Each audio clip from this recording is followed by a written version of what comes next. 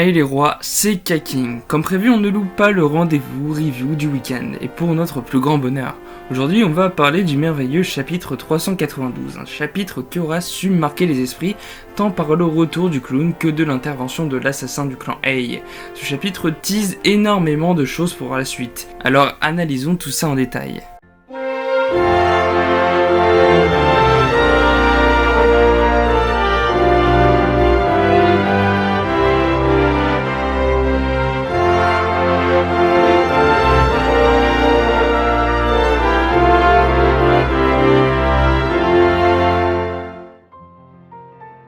Ce chapitre suit directement les intrigues mises en place au précédent. On a d'une part Inrith et de l'autre part Zakuro et Lynch, ce à quoi ce chapitre va ajouter des intrigues avec l'intervention du clan Sha et de l'assassin du clan Ei qui passe enfin à l'attaque.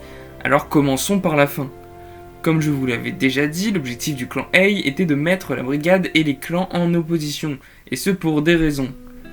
Foutre le bordel et régner sur le Blackwell. C'est pourquoi un assassin, Runi, ayant la capacité de se téléporter à travers les surfaces, encore un stand à la Jojo, est venu se mêler à tout ça, cherchant à mettre le clan Sha contre la brigade en assassinant des membres de leur clan tout en essayant de leur faire porter le chapeau. Sauf que la brigade et le clan Sha sont loin d'être bêtes, ils vont faire exactement l'inverse et faire semblant d'être copains-copains. C'est pourquoi une alliance temporaire va voir le jour. Trouver Hisoka, tuer Morena, se débarrasser du clan Ei, obtenir un accès au niveau supérieur. Tant d'objectifs différents qui vont se mêler de manière complexe pour amener cet accord temporaire. Localiser Morena, on s'occupera d'elle. Pendant ce temps, on gère l'assassin. Ensuite, vous nous laisserez aller dans les niveaux supérieurs par votre accès pour aller y chercher Hisoka. En gros, c'est ça l'idée. Sauf qu'évidemment, le clan Sha va avant tout se précipiter sur Hisoka. En effet, c'est leur priorité. Le clan Ei semble plutôt s'attaquer au clan Shu et à la brigade qu'à eux directement. L'idée c'est d'obtenir un accord avec Hisoka pour détruire la brigade, puis le clan Ei dont le clan Shu s'occupe déjà. C'est à la fin du chapitre que l'assassin apparaîtra, dans l'impasse face à la brigade. Nobunaga se chargera de s'occuper de son compte, étant très rancunier. On aura un dialogue très sympa entre eux concernant leur page Wikipédia, montrant que leur réputation les suit, et que l'assassin s'est basé là-dessus pour son plan, ce qui le mènera à sa perte. Mais ce dernier nous l'a démontré, il est rusé, très rusé, alors pourquoi se jetterait-il dans les bras de la brigade tout seul ? Clairement, il semble n'avoir que son Hatsu de la téléportation. En tout cas, on n'a pas d'autres informations à son sujet. Très efficace par la même occasion, avec lequel il pourrait réussir à prendre quelques membres à revers, mais cela ne suffirait pas. Première possibilité, il a d'autres gars avec lui, mais est-ce que son Hatsu permettrait de téléporter d'autres gens ? Logiquement oui, car comment ferait-il pour se débarrasser des corps ? Je pense qu'il y a une condition à ça, il doit les toucher, voire les agripper pour leur partager sa faculté. Dans ce cas, ne peut-il pas faire toute autre chose ? Séparer la brigade, c'est clairement la meilleure stratégie. Il va essayer d'en agripper un et le mener dans une autre pièce, peut-être directement dans le bureau du clan Ei. Pour cela, il faut viser celui qui est le moins sur ses gardes. Et c'est clairement Feitan. Finks pourrait être une très bonne cible car il est assez facile à piéger. Nobunaga semble déjà prêt à le découper, c'est clairement le plus difficile à choper, avec son sabre et son Hatsu qu'on ignore encore. D'ailleurs ce combat sera certainement l'occasion parfaite pour nous le montrer. Le seul moyen de choper Nobunaga serait de fuir après avoir blessé un de ses camarades pour que ce dernier se jette de rage pour essayer de le rattraper afin de le piéger à ce moment-là. Bref, dites-moi vos pronostics car beaucoup de choses sont possibles. En tout cas, il y a forcément l'intervention d'un autre membre qui va se jouer et ce sera sur son Hatsu que tout va se jouer. D'ailleurs, en parlant de la brigade, leurs fanboys du clan Sha sont bien déterminés à avoir un autographe de leur part. Et il ne veut pas faire les choses à moitié, il y faut un papier spécial. Riez pas, on sait tous qu'on serait pareil dans la même situation si on rencontrait le GOAT Nobunaga. Imaginez sa réaction voyant Kuroro, et ça pourrait être totalement possible dans quelques chapitres. Cependant, il doit d'abord s'acquérir de sa tâche, trouver du papier autographe, et une vendeuse du niveau 3 lui apportera la réponse. Il faut aller chercher au niveau 1, dans le centre commercial des riches, et voir pour se le faire importer directement. Oui, vous m'avez bien entendu, depuis le début, il y a possibilité d'importer directement sur le Blackwell par dirigeable ou par drone. Enfin, tant que cela n'excède pas les 2 semaines de voyage, donc ça change totalement la donne, vraiment, mais ça on le verra certainement plus tard. Mais pour cela, il faut avoir des bons contacts au niveau 1, et dans le clan Sha, c'est pas ce qui doit manquer. Cependant, c'est un peu délicat d'aller voir directement le boss Brocoli pour une demande pareille. Alors j'ai une théorie. Il faut passer par l'Usurus, beaucoup plus souple que le boss qui acceptera peut-être et remettra cette mission à l'un des membres de sa garde. Basho apprendrait cela et réaliserait la présence de la brigade sur le Black Whale. Encore quelqu'un qui pourrait avertir Kurapika.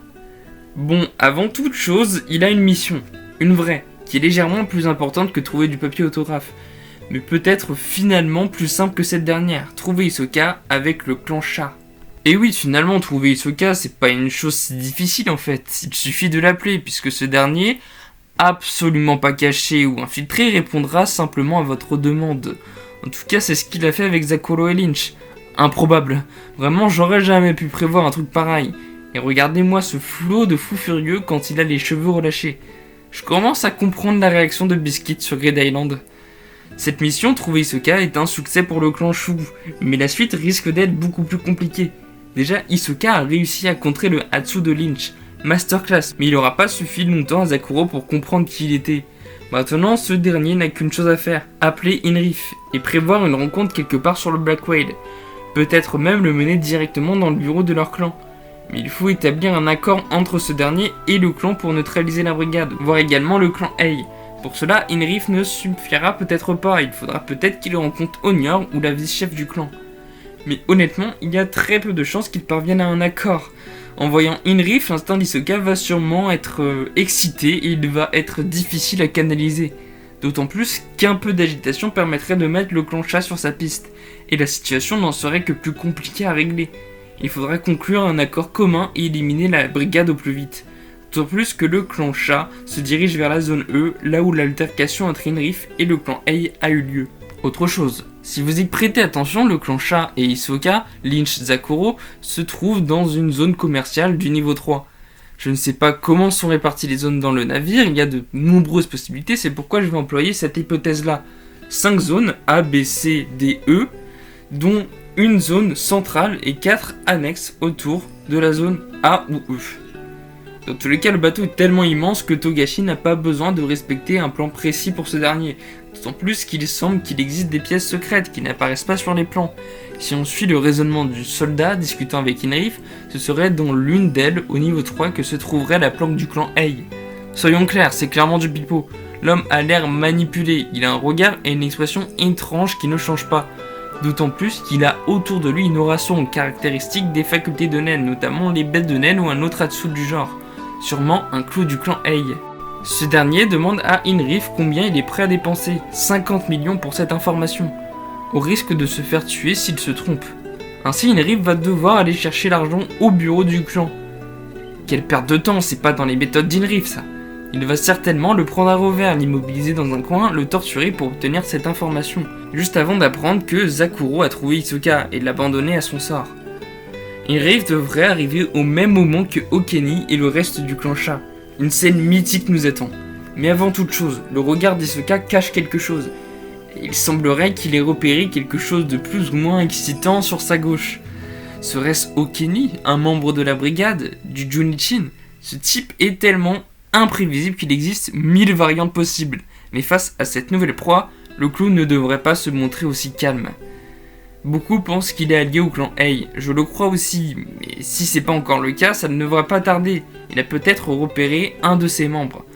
Personnellement, je pense que c'est lui qui a tué l'ancien chef du clan Ei, la mère de Morena et la femme illégitime de Nazubi Kolo. Mais je pense également qu'un personnage de la hauteur de la mère de Morena et la femme illégitime de Nazubi ne peut pas être éliminé aussi vite, donc il y a moyen que ce soit un giga complot dans lequel Hisoka aurait passé un accord avec cet ancien boss, simulant sa mort pour une raison qu'on ignore. Il y a beaucoup trop de possibilités là-dessus. Dans ce cas, comment devrait-il réagir à la proposition des clans Shu et Sha? Eh bien, accepter évidemment, Hisoka refuserait jamais une occasion de s'amuser, et honnêtement, il y a de quoi faire chez eux. Mais tout le monde sait qu'une alliance avec ce dernier n'est pas fiable. Ce gars est un putain d'électron libre, un chasseur solitaire, un libertin. On ne peut pas le manipuler et le canaliser aussi facilement. Dernier point du chapitre, Misha. Dans la review du 391, ce nom nous était apparu hors contexte sans qu'on puisse savoir qui l'utilisait dans sa bulle. Tout est entre tes mains, Misha. J'en avais conclu qu'il s'agissait de la pensée de la victime d'Inrif, et donc que Misha était la femme pourchassée par ce dernier. l'hypothétique sous-chef du clan Ei. Il semblerait que je me sois trompé, pour une réelle surprise. Misha est un ancien membre du clan Shu, mais de par sa fidélité, à sa mort, déploya un haine post-mortem sur tous les membres de sa famille. À présent, dès lors que l'un d'entre eux est impliqué dans un meurtre, elle prend son corps, le manipule et va le cacher dans un coin discret. C'est cette capacité qui permettra à Heinrich de ne pas se retrouver derrière les barreaux, en plus de la collaboration du soldat l'ayant trouvé. Encore une capacité surcheatée qui s'ajoute au clan Shu. Décidément. Maintenant qu'on a étudié le chapitre dans tous ses contours, qu'attendre du 393 ? Eh bien, je pense qu'il sera centré sur le clan Ei, notamment en ruiné contre Nobunaga, Finks et Feitan, qui trouvera une conclusion rapide. Des informations sur le clan Ei, une réaction de Morena, puis la rencontre Hisoka Okani vers la fin du chapitre. Peut-être également le point de vue d'Inrif et une nouvelle masterclass face à son arnaqueur. Sa réaction quand il apprend que Zakuro a trouvé Hisoka. Encore une fois, beaucoup trop de possibilités, alors à vous de me dire ce que vous en pensez, ça m'intéresse énormément. On se garde ça pour le week-end prochain avec l'analyse du 393 qui s'annonce encore plus tendu que celui-ci. Les choses s'accélèrent pour le meilleur et pour le pire. Alors ciao. N'hésitez pas à vous abonner et à laisser un petit like pour le référencement.